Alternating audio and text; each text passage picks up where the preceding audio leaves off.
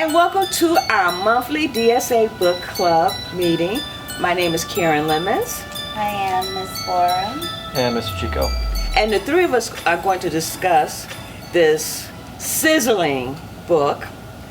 Yes, isn't that a wonderful term? Because it's talking about cooking. This sizzling book called With the Fire on High is written by Elizabeth Acevedo, who is also the winner of the Prince Award for the book The Poet X, which you should definitely check out, but that's another story.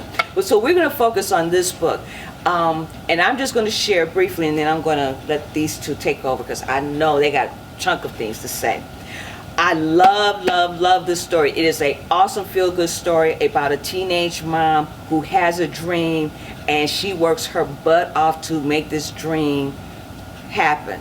And with that, I'm just going to let you guys say, what did you like about this book? What did you think about this book? What I liked about this book is that Imani is very family-oriented to be so young, and definitely has a lot of grown woman responsibilities for such a young lady. That I think it is, like you said, a feel-good book.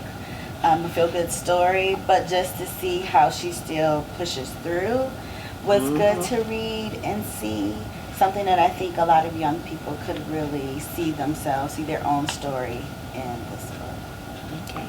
Yeah, I agree. One of the things I like a lot is anytime you have a story where you have good people doing good things, right? She's not perfect. She makes some decisions that, aren't the best thing for her. She's not sure about things. She's very much a 17-year-old.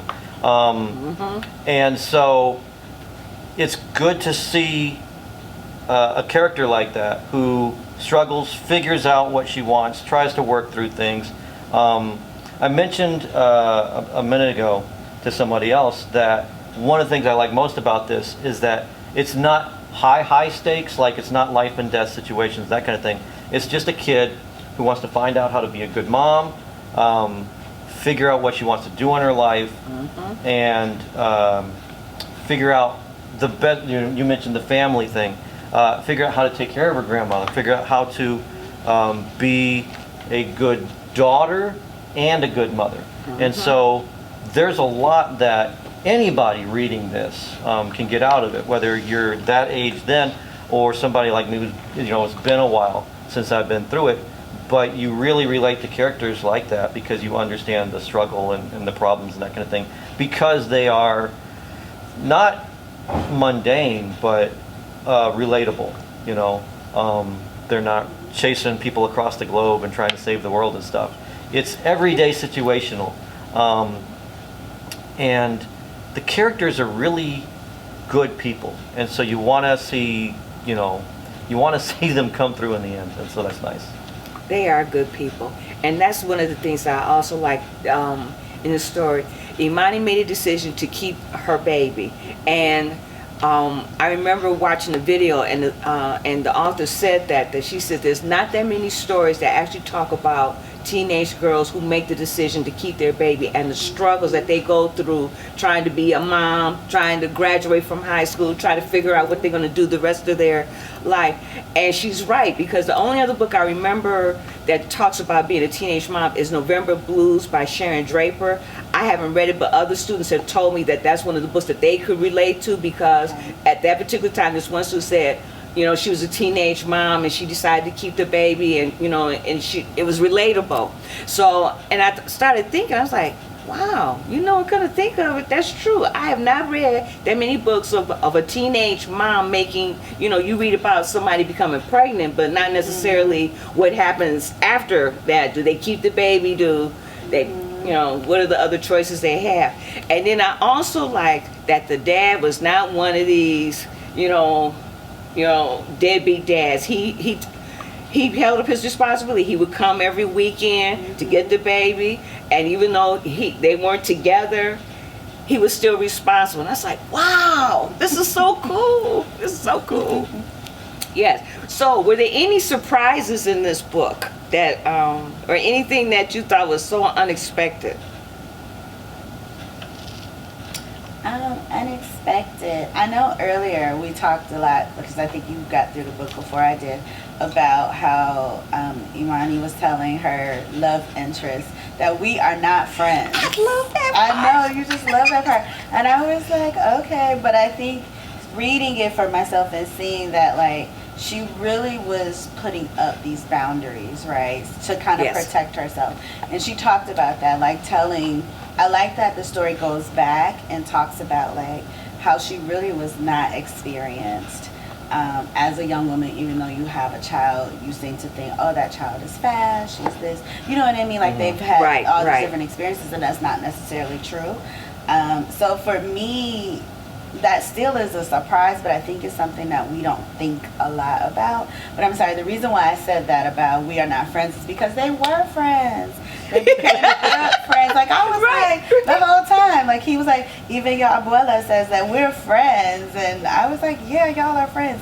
But I think it's interesting just how everyone is trying to, like, put titles on things and yeah. label things, and it's hard to just let it be and let it turn into what I thought was a good little cute story at the end for them. One of the things I liked that I found a little surprising, not plot-wise, but character-wise, is how layered everybody is, because it's a delicate balance for the writer to create characters that feel realistic.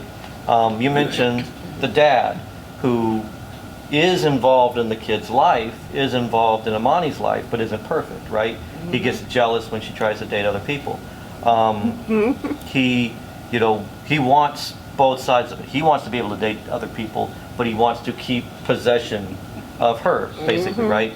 By keeping her from becoming involved with others. He wants to have a say in how his daughter is raised, but, is he always making the right decisions for her and that kind of thing? And that's really a good, delicate balance, because he comes off as realistic. He is a kid trying to make the right decisions for his daughter. He doesn't always, and that's the way it would really go. Same thing with Amana, same thing with the grandmother. One of the things I liked about her, so not a spoiler because it happens really early on, Imani's mom dies, the father leaves, the grandmother has to raise her. Right. Now, normally in a book like this, the grandmother would be saintly, right? She would, I have given my life to raise my granddaughter, right, and all that. Yeah. She's not. I mean, she's really nice. She does a really good job taking care of her.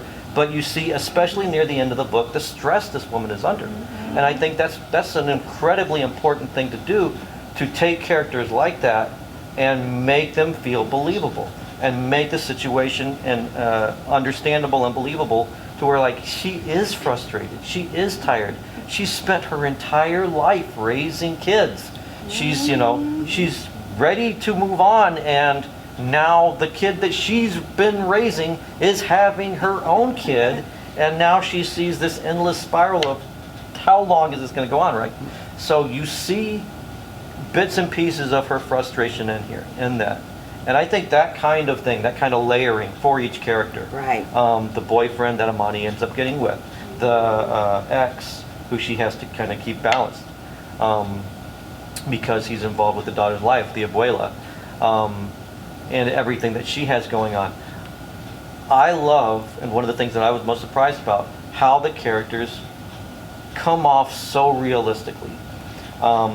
They feel like real people in real situations. That's really hard to do in a book like this, because even keeping the daughter, right, they're very non-judgmental either way, as far as keeping or not That's keeping true. her. And that I really like that point, that they never made it seem like, Imani did the right thing by keeping. No, they didn't say that. They simply said, this is the choice she made.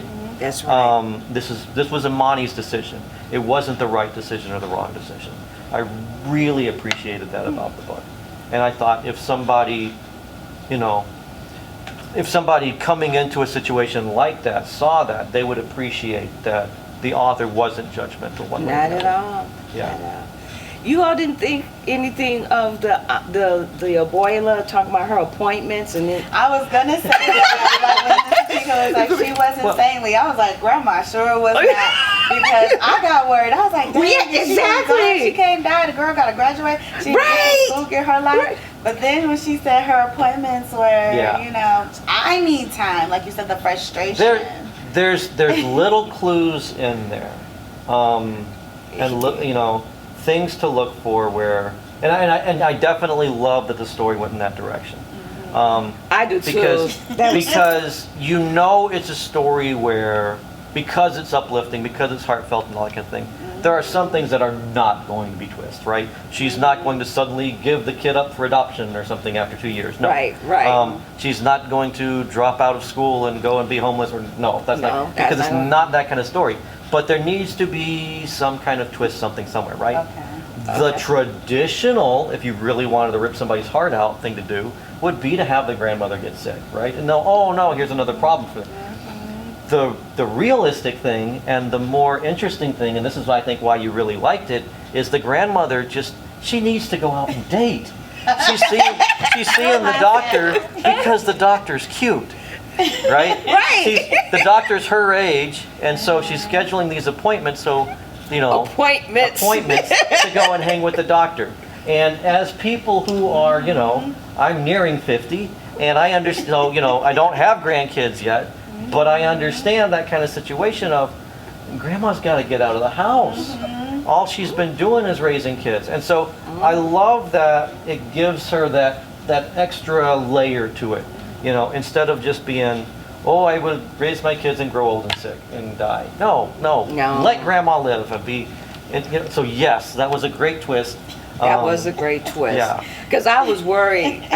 But, because you as a writer, though, you would pick up on those clues. And they mentioned things like there's one part where she comes home smelling good or something like that. Or she's dressed up really nice. You don't dress up to go see the doctor.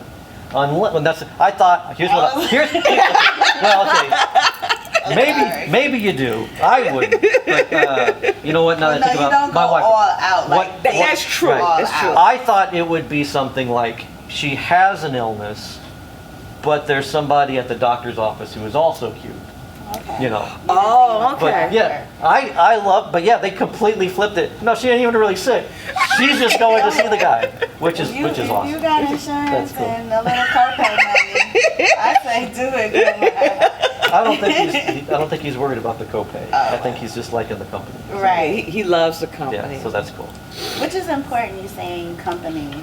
Just thinking about, again, relationships and connections to people. Like, even Imani needs someone, who, just to be a friend, even. Right.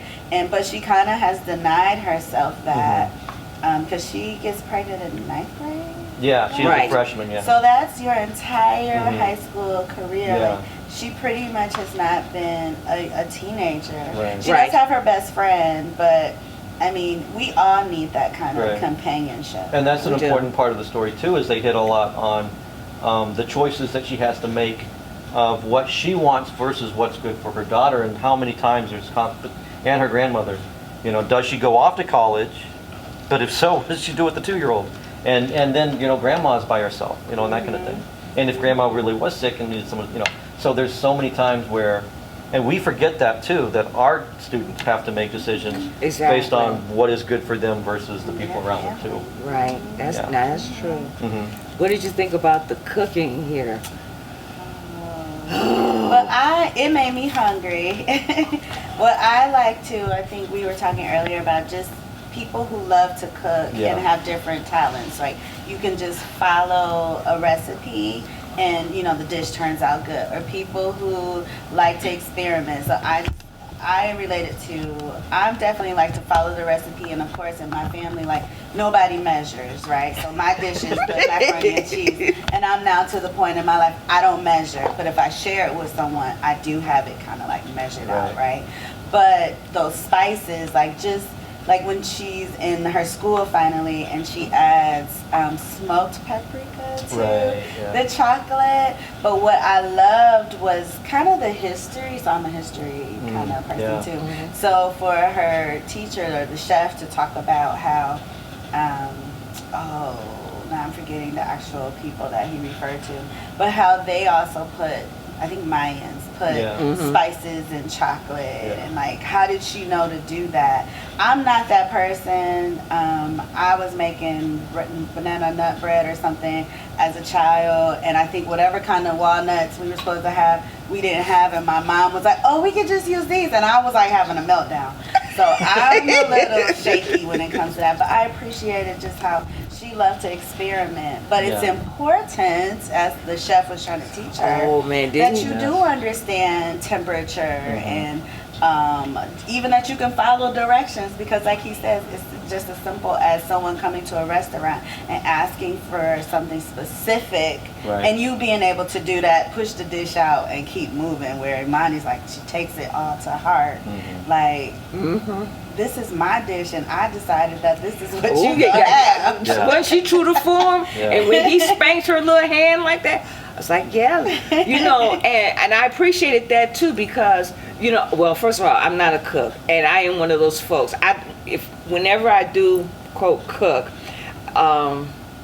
I don't measure. But now baking, now I do bake a little bit. Now I'll measure to a T. I mean, like, I'll be scooping off that extra flour. Yes, because I'm telling you, that can make a difference in baking.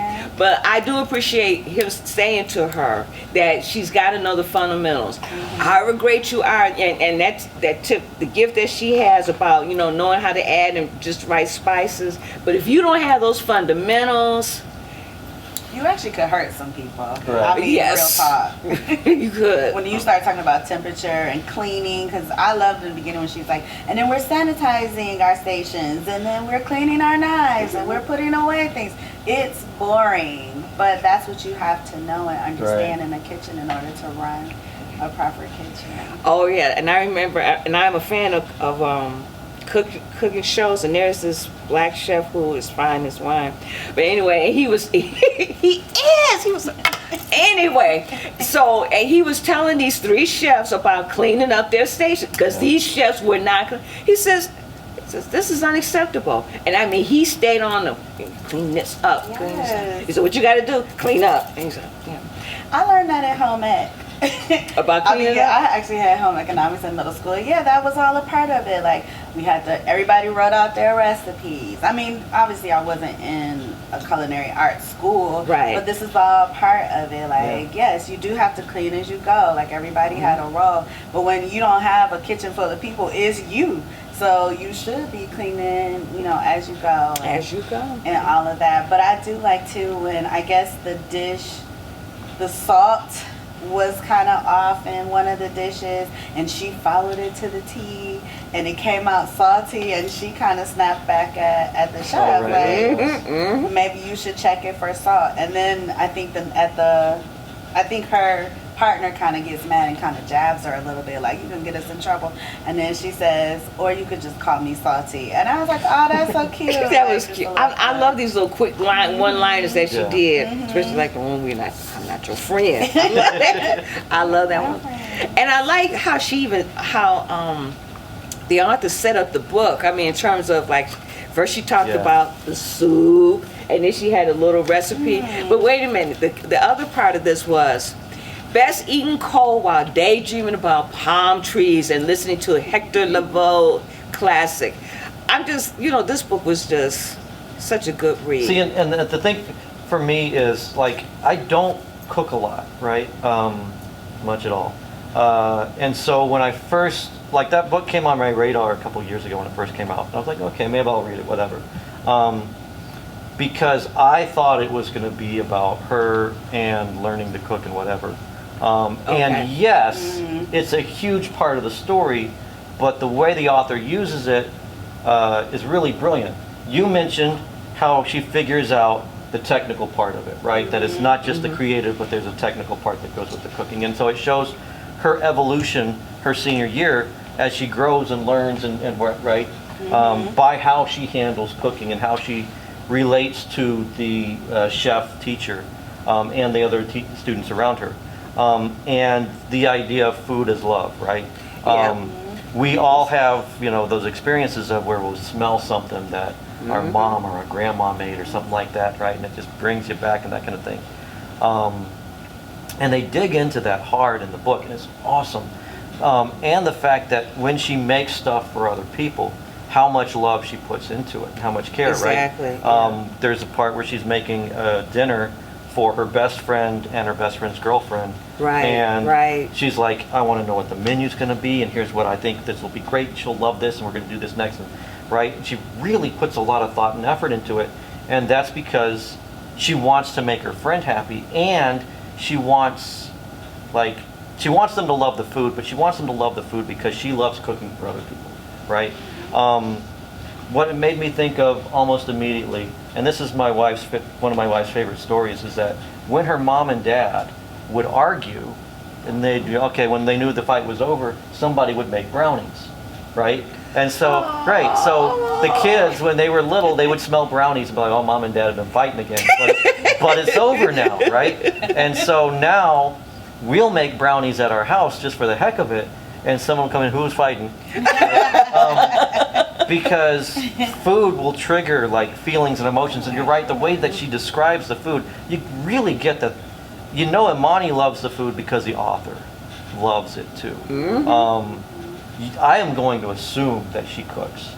I don't know professionally or whatever, but she either researched the crap out of it, or she really knows her stuff, because she took something that I'm not that into and made me love it simply by the way that she described it, described the dishes, described the love for it, and that kind of thing.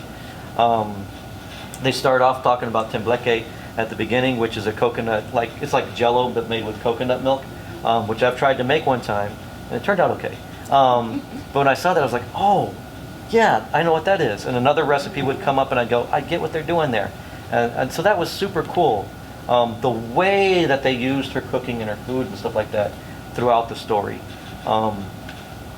Really, really, really cool. For somebody who loves to eat, doesn't really cook a lot. So I dug that a I lot, love to eat, and I'm telling you, these recipes were mouth-watering, and I'm just like, oh my gosh. I was like, I want to eat this, and I was like, no. I was like, I know I don't want to cook it. I just want her over my house, and she can just cook, and I will enjoy every once in a while. I will feel all that love, and I'll probably have pounds of love all on me. That's just a byproduct. But I think what I appreciated too, just culturally, like that is how we show love. Like, Yes, and that was yes. good to see her as a Puerto Rican woman and what it's like in her family, what it means. Like when she's writing her aunt and they're emailing and she's asking her about recipes. Like having just come off of Thanksgiving, like in my family, there are a couple recipes that like I have picked up from my mom, but then my sisters are now like, okay, well, I need to learn how to make the sweet potato pies, or I need to learn how to make the dressing. And it is important that you get those recipes because oftentimes, again, because we don't measure, they can be lost, right? And that's a part of your history, and that's a part of your family. And food is very much connected to memory. That's definitely, true. That's you know, for me, all my life growing up, that's my memory of food and barbecues and cooking when we're going on road trips and things like that. So I really appreciated being let in to like, because this had to be, I mean, it's not representative of every Puerto Rican family, right? Mm-hmm. But it's very much so, and they were in Philly. So I think oftentimes when we think of, especially Puerto Ricans, we think of New York, right? More specifically. But for her to be in Philly, I was like, oh, okay, that's dope. And the Philly culture was really deeply represented too. I love that. Yeah. So. Can I ask you guys real quick, because there's one character that I want to kind of get your take on, because I kind of went back and forth. So we talked about her and as a mother, right? Her father, the one who went back to Puerto Rico, Julio, right? Ooh, because at first I thought they were going to paint him sort of as a bad guy, because he leaves when she's born, right?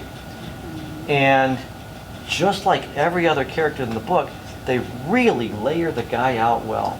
And so I wanted to see where you guys ended up with him, like how you felt about him by the end of all this. I don't think I won't say I had ill feelings towards him, but I think I was kind of like, okay, kind of typical to not be very present. Right. But when you talk about him being layered, like where he is in Puerto Rico, like he's very much a part of the community there, Mm-hmm. and has strong ties and feelings. Like I Right. have very strong ties and feelings for Detroit. Yeah. Like you can't say anything bad. You can't tell me I need to leave. And so I connected with him on that, but at the same time I have moments where I was like, but she needs you. You know what I mean? Right. Especially after you learn, like, well, her mom died very early Mm-hmm. on, and so her dad has been around, but like she said, he could just pack up at a moment's notice and leave. Right. And I have my own personal triggers for that. Like I grew up with both my mom and my dad, and they're still together. But I live with my youngest sister, who is very much like my dad, where like she just gets up and leaves like the house, and I mean like not out of town clearly, but I'm just like, okay, like bye, see you. So that's triggering for me, but I think that she's accepted her dad for who he is, and even though the good thing is the grandmother, abuela, really tries to cultivate that relationship, right? Yeah. And I think Yes. that happens a lot in families where she's like, you know, you should call your dad. Is your dad coming? Like he should leave. The storms are coming. And he hears her, but it's like, it's also like her grandmother knows the questions that, I almost want to call her Santi now, but knows the questions that she should ask her dad, and when she doesn't, like grandma steps in that gap, right? Yes. So that it's not totally severed. Even to tell him that you know you're good news. Right. And she was just kind of, she does, but it's almost like if grandma wasn't there, I don't think she would do those things. No, So that's I don't true. have bad feelings towards him. I mean, I think he just is who he is. Okay. I feel the same way. I don't have bad feelings. I just got an understanding about why he did what he did. And you're right, with that sense of community that he has and that home that he feels there, is just, you know, you gotta respect him a little bit for that. Right. If nothing, you just, you know, okay. But you gotta, but yeah. So I can understand his whole tornness, but if, you know, about that, but his love for his community, and his daughter is probably going to pick that up because she has love for Yeah. community, and so she'll probably understand that as well.